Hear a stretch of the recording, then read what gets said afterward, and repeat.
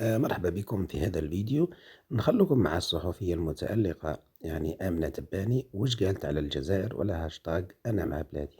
نخلكم مع الفيديو، وما تنسوش اشتراك في القناة ولايك للفيديو. يسعد مساء الجميع. أنا مع وطني، أنا مع بلادي، مهما وش يكون مع بلادي، رغم كيد الكائدين وحقد الحاقدين. نحن مع الوطن، مع رجالة وطننا، مع جيشنا، مع شعبنا ومع رئيسنا. تحيا الجزائر أولا، تحيا الجزائر دائما، وتحيا الجزائر أبدا. المجد والخلود لشهدائنا الأبرار،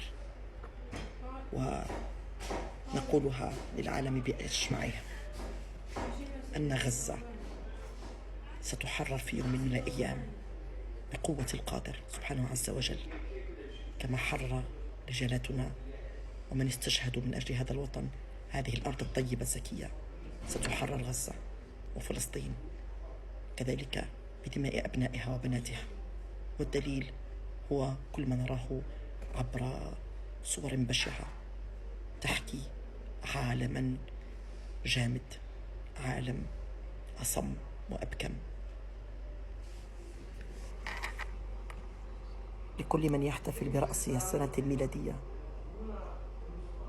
تذكر إن وضعت على طاولتك قطعة حلوى أن الأطفال يموتون في غزة بردا وقهرا وجوعا. تحيا الجزائر وتحيا فلسطين.